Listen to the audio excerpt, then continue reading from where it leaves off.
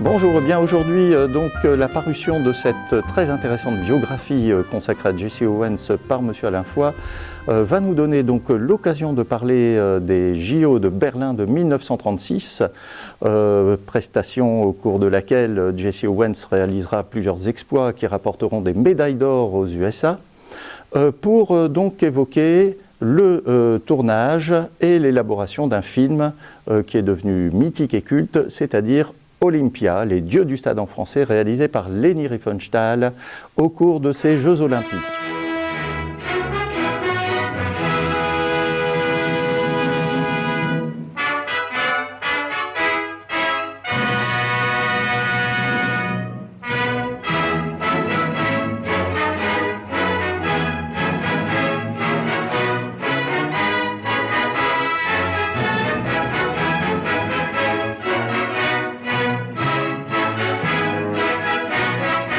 Dans quel contexte Leni Riefenstahl a-t-elle réalisé ce film ? Il faut savoir que c'est un film de commande. Et à l'en croire dans ses fameux mémoires, publiés ici en langue française, Leni Riefenstahl a d'abord renâclé, a tourné cette ode non seulement à l'olympisme, mais aussi, soyons francs, même si elle tend à le renier dans ses écrits, au nazisme et surtout au culte du corps arien et du personnage arien, eh bien Leni Riefenstahl, sous l'impulsion de trois personnes, tout d'abord d'un monsieur qui s'appelle Karl Diem, qui s'intéressait, puisqu'il était en plus coordonnateur de ces JO en 1936, qui s'intéressait en plus à l'archéologie et qui a remis au goût du jour les relais de la flamme, qui dans l'Antiquité ne concernaient pas les Jeux olympiques ou panhelléniques, comme on disait auparavant, mais surtout des festivités qui se déroulaient en dehors du cadre olympique. Et donc, ce monsieur Karl Diem rencontre Leni Riefenstahl en l'enjoignant, en l'incitant à tourner Olympia. Leni Riefenstahl refuse. Une deuxième personne intervient pour inciter Leni Riefenstahl, qui avait déjà réalisé un film qu'adorait le staff d'Adolf Hitler et donc le ministre de la propagande, Joseph Goebbels, qui était le triomphe de la volonté en 1935, eh bien Goebbels insiste pour produire même avec une société écran, la Olympia Film GmbH, ça veut dire les films Olympia SA, société anonyme, ou société à responsabilité limitée plus précisément. Une troisième personne va enfin convaincre, persuader même, dirais-je, Leni Riefenstahl de tourner ce film, ce documentaire et en même temps fiction, nous aurons l'occasion d'en reparler. Il s'agit évidemment d'Adolf Hitler.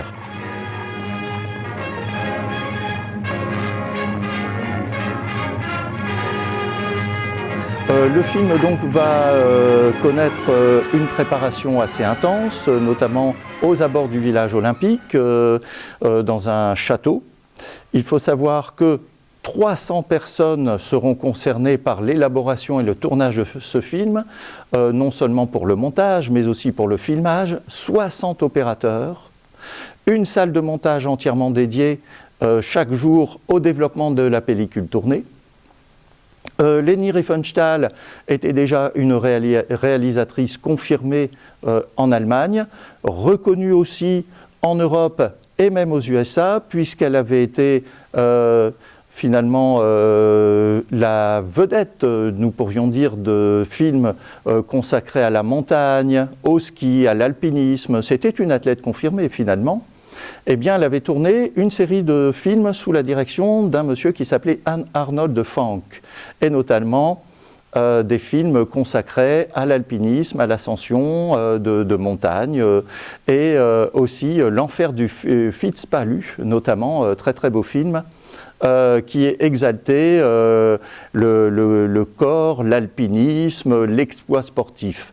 Et Leni Riefenstahl est passé à la réalisation en 1932 avec La Lumière bleue, puis avec notamment Das Triumph des Willens, le triomphe de la volonté, consacré à l'éloge du nazisme, esthétiquement parlant, mais aussi idéologiquement parlant. Et donc, elle était donc toute désignée, même si elle a un peu renaclé d'après ses mémoires, donc à l'en croire dans cet écrit, elle était donc toute désignée à tourner Olympia. Alors, Olympia, c'est un film qui, techniquement,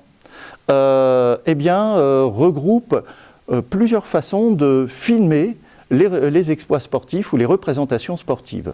Je m'explique.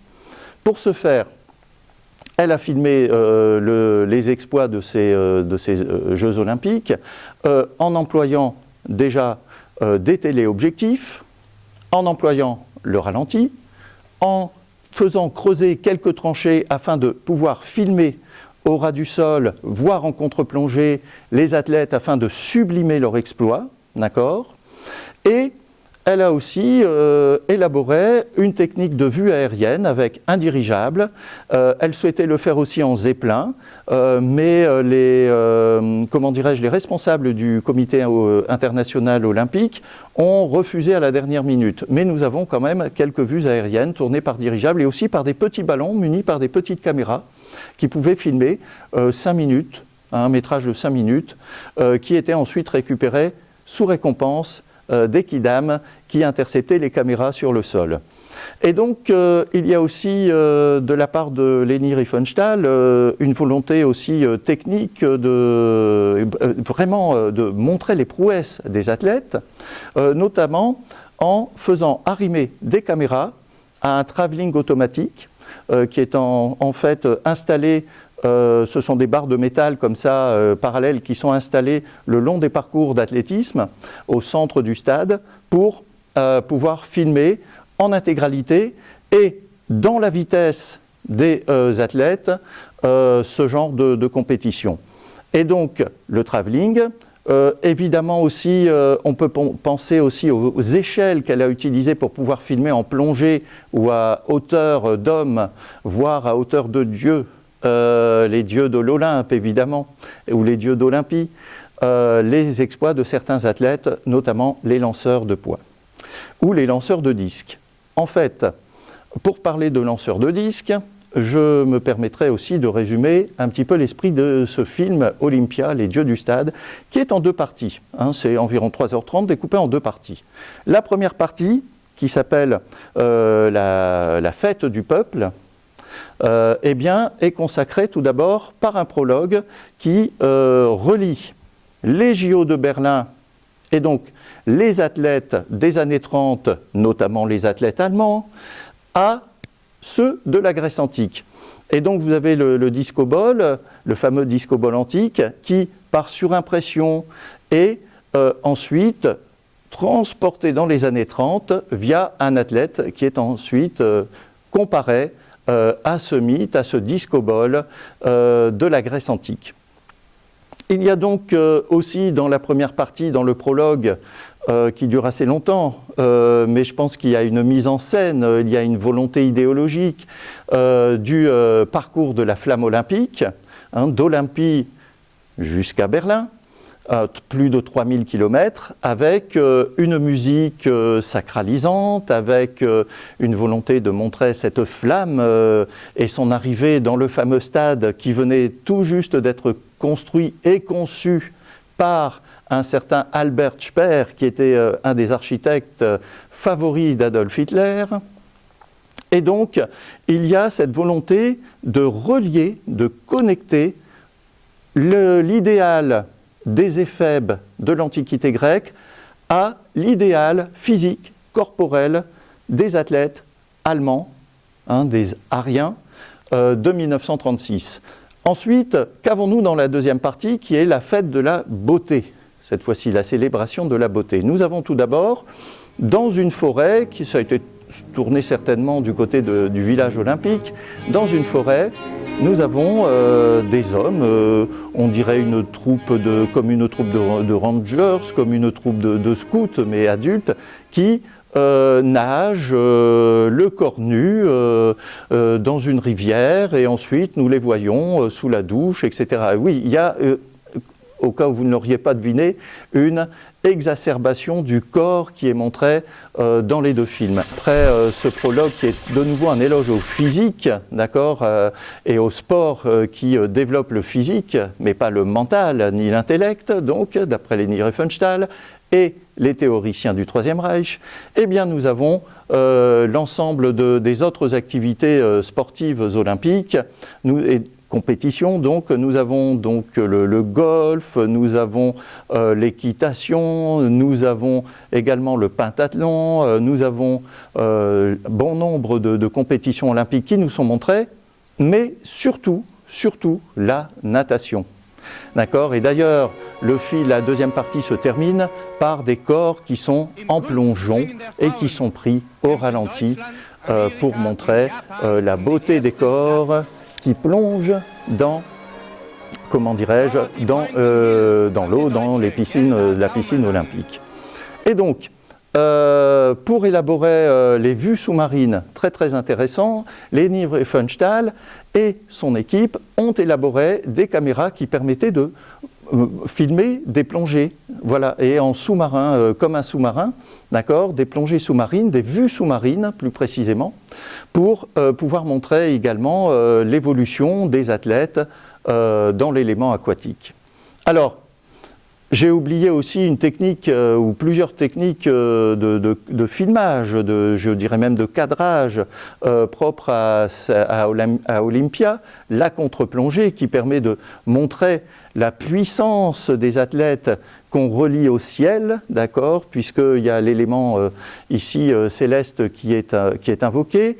Le ralenti, nous en avons déjà touché quelques mots, mais aussi donc les travelling, très intéressant, ça, les travelling, et puis aussi les vues subjectives, comme si parfois le caméraman ou l'opérateur qui filmait, ou même Leni Riefenstahl, faisait partie du public et filmait en panoramique ce qui se passait, hein, d'accord, comme une caméra subjective en quelque sorte. Nous avons aussi dans ce film quelques plans montrant Hitler assez enthousiaste, parfois déçu, puisqu'il faut savoir que même si l'Allemagne a remporté beaucoup de médailles d'or lors de ces Jeux Olympiques de 1936, eh bien les scènes les plus mythiques sont celles où nous voyons Jesse Owens gagner les 4 épreuves auxquelles il a participé, notamment le 4 fois relais, le 4 fois 100 mètres en relais, le 100 mètres, le 200 mètres, pour ne penser qu'à ces 3 épreuves. Et donc, évidemment, le fait de voir des athlètes de couleur gagner n'a pas été du goût des officiels, notamment évidemment d'Adolf Hitler, qui parfois a quitté la tribune pour ne pas avoir à serrer la main lors des remises de médailles des vainqueurs de ces compétitions. L'une des particularités de ce film, c'est que finalement Adolf Hitler n'est pas souvent montré dans Olympia. Et donc, c'est l'une des énigmes de ce film, et d'ailleurs ce sera l'un des arguments de Leni Riefenstahl, toujours dans ses mémoires et toujours dans ses propos ultérieurs, de prouver que finalement elle n'avait pas tourné un film qui faisait l'ode ou l'éloge du nazisme et de la race aryenne. Bon, à mettre sous caution peut-être, et même sûrement. Et pourtant Hitler avait vu ces JO comme une façon de communiquer un idéal de fraternité, un idéal sportif, un idéal, pourquoi pas pacifique, à l'en croire, à travers la retransmission de ces JO au cinéma, et à travers aussi l'accueil de ces athlètes à Berlin en 1936, alors qu'un an auparavant, en 1935, les lois de Nuremberg, lois privant certaines parties de la population allemande, notamment la population juive, de beaucoup de droits et de libertés en Allemagne.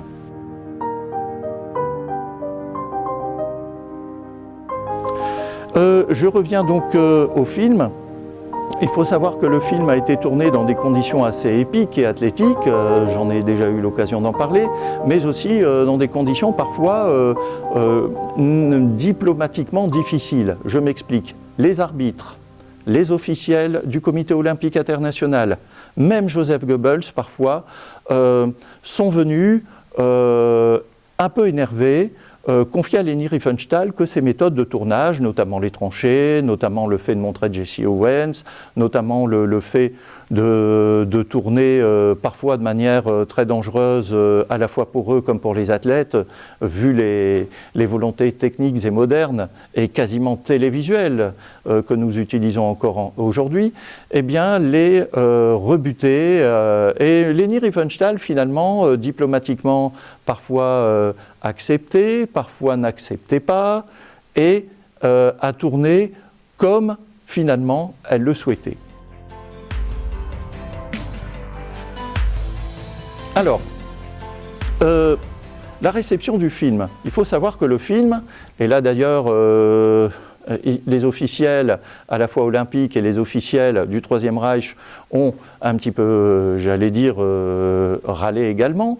Il faut savoir que le montage a pris 15 mois. Environ 15 mois.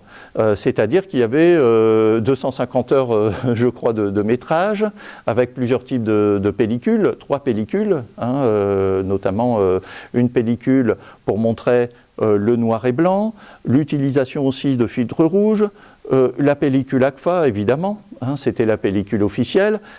Et donc, il faut savoir que ce montage a été un montage très dur, épuisant pour toute l'équipe qui était assignée à cette fonction, mais enfin, le film, en 2 parties, sort officiellement le 20 avril 1938, puisque c'est le 20 avril la date anniversaire de la naissance du Reichsführer Adolf Hitler. Et donc le film a une bonne réception au niveau national, au niveau aussi européen. Il reçoit même, contre Autant n'emporte le vent, le prix Mussolini au Festival de Venise. Il reçoit aussi les félicitations de certains autres cinéastes et certains autres concepteurs tels que Walt Disney, et oui. Et donc il faut savoir que ce film a été reconnu comme un classique du film de sport, etc.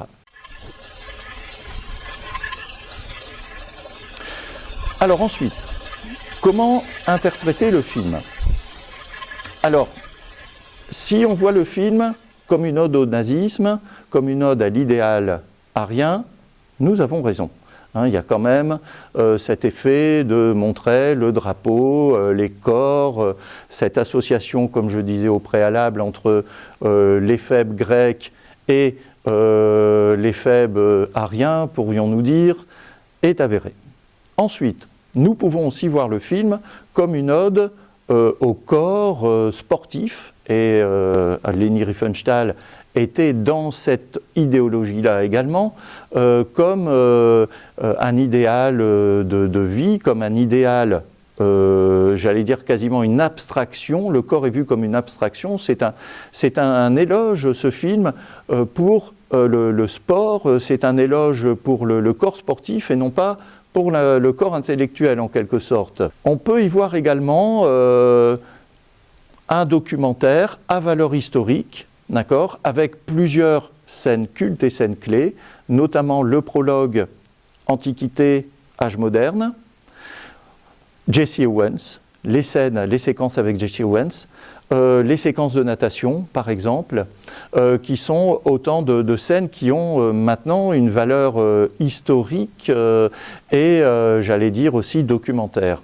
Et il faut savoir aussi que c'est assez particulier, puisque Olympia a été ensuite retravaillé avant le montage par Leni Riefenstahl, puisqu'il y avait eu des problèmes au niveau sonore. Les pellicules n'étaient pas encore adaptées à un son très spatial et aérien, et donc il y avait beaucoup de bruit de fond au moment où les exploits étaient tournés, où les compétitions étaient tournées. Donc il y a eu un travail sur le son, et notamment par rapport au choix des musiques. Qui sont parfois très wagnériennes, confions-le tout de suite. Il y a un choix par exemple aussi de retourner avec les athlètes leur façon de lancer le javelot, de lancer le disco-ball, de plonger, voilà, ou même des entraînements, et même de tourner parfois par transparence des commentateurs, enfin faux commentateurs, qui, avec des petites jumelles, faisaient semblant de commenter ce qui se passait dans le stade avec leur bloc-notes.